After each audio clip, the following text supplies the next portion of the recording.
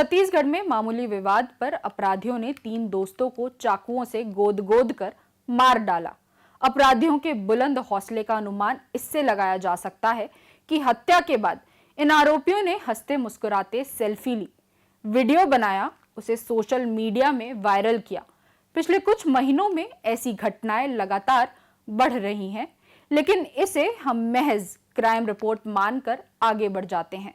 असल में ये सिर्फ एक क्राइम रिपोर्ट नहीं है, वह एक आईना है जिसमें हम अपने समाज का वह चेहरा देख सकते हैं जिसे हम देखना नहीं चाहते।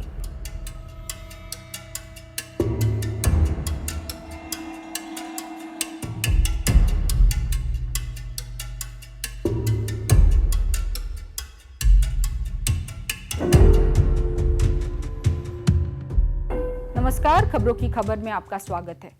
छत्तीसगढ़ की राजधानी रायपुर के 3 युवा सूरज तांडी, नितिन तांडी और आलोक ठाकुर अपने दोस्तों के साथ कुछ घंटों की मौज मस्ती के लिए घर से निकले थे, लेकिन घर लौटी उनकी लाशें।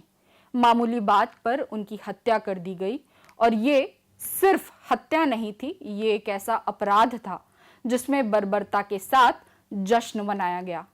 सोमवार की देर रात 5 दोस्त रायपुर से धमतरी की ओर निकले। रास्ते में ग्राम भोयना के पास स्थित अन्नपूर्णा ढाबे पर उन्होंने गाड़ी रोकी। प्रत्यक्षदर्शियों के अनुसार वहां पहले से 6 से 7 युवक मौजूद थे। सस्ती शराब और नशीलेपन के नशे में धुत ऊंची आवाज में गाली गलौज करते हुए। पुलिस के अनुसार आरोपी नशे में थे और ढाबे की कुर्सियां तोड़ रहे थे, जिसे रोकने पर विवाद बढ़ा। इसके बाद बहस ने हिंसा का रूप ले लिया। अपराधियों ने धारदार हथियार से तीनों युवकों को मौत के घाट उतार दिया। आलोक ठाकुर को तो 100 मीटर तक दौड़ा कर मारा। 11:15 बजे की घटना है। आठ लोग करीब जो अभी तक की पड़ताल में सामने आए हैं, वो लोग अन्नपूर्णा ढाबा जो अर्जुनी थाना क्षेत्र में पड़ता है, वहाँ पे खाना खा रहे थे। उसके बाद नशे में भी बताए जा रहे हैं वो लोग, और ढाबे के स्टाफ से भी उन्होंने बदतमीजी की और थोड़ा उपद्रव भी किया। उसके पश्चात ये व्हाइट स्विफ्ट से कुछ लड़के जो बाहर से घूमने आए थे धमतरी, वो भी खाना खाने वहाँ पहुंचे हैं। उतरते ही किसी बात पे उन लोग का विवाद हुआ है और बहुत तेजी से घटनाक्रम घटा है, जिसमें 3 लोगों को चाकू मार दिया। वो तीनों मौके पे मृत हो गए और रात भर में पुलिस ने मशक्कत करके ये सभी संदेहियों को राउंड अप किया है और पूछताछ वगैरह जारी है। जो मर्डर वेपन है वो भी रिकवर हुआ है। पूरी स्थिति, पूरी पिक्चर जो है वो देर शाम तक क्लियर हो जाएगी। जो सबसे ज्यादा झकझोरने वाला है वह है हत्या के बाद की तस्वीर। हमलावर अपनी गाड़ी में बैठे, विक्ट्री साइन दिखाया, सेल्फी ली, वीडियो बनाया और उसे सोशल मीडिया पर वायरल कर दिया। यह सिर्फ अपराध नहीं बल्कि एक बीमार मानसिकता का प्रदर्शन था, जैसे किसी खेल में जीत का जश्न मना रहे हों। ये प्रवृत्ति खतरनाक है।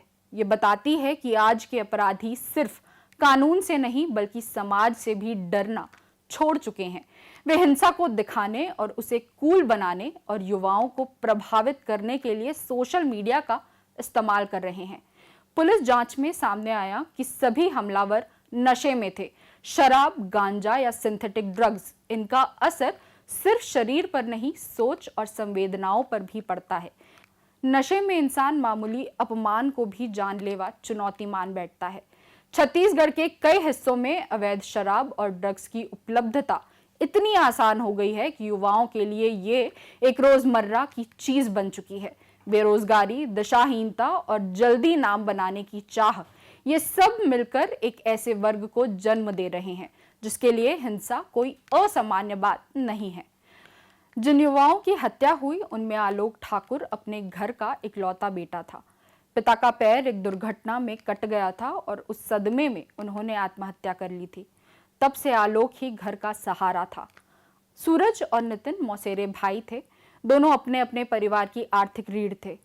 जब उनके शव रायपुर पहुंचे तो माँ और बहन बेहोश होकर गिर पड़ी। एक बहन ने सिर्फ इतना कहा, एक बेगुनाह को मार दिया और पुलिस सोती रही। ये सिर्फ शब्द नहीं है, ये उस असहायता की चीख है जो आज कई परिवार महसूस कर रहे हैं। इस घटना पर प्रदेश कांग्रेस अध्यक्ष दीपक बैज ने भी सवाल उठाया। युवा है और वही रायपुर राजधानी में दिन दहाड़े 15 लाख की लूट हो जाती है। वही रायपुर में एक डिलीवरी बॉय की चाकू मारकर हत्या कर दी जाती है। आखिर सरकार है कहां? कौन चला रहा है सरकार? लाइन ऑर्डर कहां पे है? किसकी जिम्मेदारी है? सरकार नाम की चीज है कि नहीं है? कहीं न कहीं छत्तीसगढ़ में लाइन ऑर्डर के मामले में ये सरकार पूरी तरह से फेल हो चुकी है और कोई जिम्मेदारी लेने को तैयार नहीं है। छत्तीसगढ़ की जनता भगवान भरोसे अपने आप को सुरक्षा करने पे मजबूर है। ये सरकार सुरक्षा देने में पूरी तरह से विफल हो चुकी है। मारे गए युवाओं के परिजनों का दावा है कि इस वारदात की शुरुआत 300 रुपए के बिल को न चुकाने और गाली गलौज से हुई, पर यह छोटी सी चिंगारी नशे और हथियार के मेल से बड़े विस्फोट में बदल गई। ये बताता है कि अब किसी भी जगह, किसी भी समय, किसी भी छोटी बात पर हिंसा हो सकती है। लेकिन इस अपराध का एक और चिंताजनक पहलू है। पहले अपराध छुपाए जाते थे, अब उन्हें दिखाया जाता है। धमतरी की घटना इसका उदाहरण है। अपराधी खुद अपने अपराध का प्रचार कर रहे हैं। सेल्फी, वीडियो, लाइव स्ट्रीम, इससे न सिर्फ उनका मनोबल बढ़ता है बल्कि दूसरे युवाओं के लिए एक ग्लैमरस उदाहरण बन जाता है। ये घटना सिर्फ एक क्राइम स्टोरी नहीं है बल्कि एक चेतावनी है कि अगर समय रहते नशे, बेरोजगारी, सोशल मीडिया की अपराध संस्कृति और कानून व्यवस्था की ढिलाई को नहीं रोका गया तो छत्तीसगढ़ में शांति की पहचान हमेशा के लिए खो सकती है। नशे के कारण बढ़ रही हिंसा, युवाओं का अपराधीकरण और सोशल मीडिया पर हिंसा का प्रदर्शन, ये तीनों मिलकर एक ऐसे सामाजिक तूफान को जन्म दे रहे हैं जो किसी भी प्रदेश के लिए घातक है। धमतरी की यह घटना सिर्फ एक आपराधिक वारदात नहीं बल्कि प्रदेश की कानून व्यवस्था पर सीधा सवाल है। राजधानी रायपुर से लेकर छोटे जिलों तक हाल के महीनों में लूट, हत्या और बलात्कार जैसे जघन्य अपराध बढ़े हैं, लेकिन पुलिस की मौजूदगी और कार्रवाई अक्सर देर से और कमजोर साबित होती है। अपराधियों के चेहरे पर न डर है न शर्म। वे न केवल वारदात अंजाम देते हैं बल्कि खुलेआम हथियार लहराते, सेल्फी लेते और वीडियो बनाकर सोशल मीडिया पर डालते हैं। ये सब इस भरोसे के साथ होता है कि जांच धीमी होगी, मुकदमे सालों चलेंगे और कानून उन्हें जल्द सजा नहीं देगा। गश्त, खुफिया निगरानी और त्वरित कार्रवाई, ये सभी बातें फाइलों और प्रेस नोट तक सीमित रह गई है। धमतरी इसका उदाहरण है। एक और बात, पिछले कुछ सालों में गौर करें तो पता चलता है कि छत्तीसगढ़ में अपराध के फैलाव की एक गहरी जड़ के पीछे राजनीतिक संरक्षण भी है। कई मामलों में देखा गया है कि अपराधियों के तार किसी न किसी राजनीतिक दल से जुड़े होते हैं, चाहे वह सत्ता पक्ष हो या विपक्ष। चुनाव में ताकत दिखाने, भीड़ जुटाने या विरोधियों को डराने के लिए ऐसे तत्वों को पनाह दी जाती है। परिणाम यह होता है कि हत्या, लूट और नशे के धंधे में लिप्त लोग गिरफ्तारी से बच निकलते हैं और अगर पकड़े भी जाते हैं तो दबाव, सिफारिश और कानूनी चालों के सहारे छूट जाते हैं। हर दल में ऐसे चेहरों की भरमार है जो बाहर से जनसेवक और भीतर से अपराध सरगना है, और यही राजनीतिक छतरी अपराधियों के हौसले को कानून से ऊपर उठा देती है। धमतरी की घटना ने यह साबित कर दिया कि अपराध अब सिर्फ अंधेरी गलियों में नहीं होते बल्कि खुलेआम कैमरे के सामने और फिर जनता के मोबाइल स्क्रीन पर पहुंचा दिए जाते हैं। धमतरी की ये घटना हमें सिर्फ दुखी नहीं करती, ये हमें सोचने पर मजबूर करती है। क्या हम एक ऐसे समाज की ओर बढ़ रहे हैं जहां हत्या के बाद सेल्फी लेना सामान्य हो जाएगा, जहां अपराध मनोरंजन की सामग्री बन जाएगा?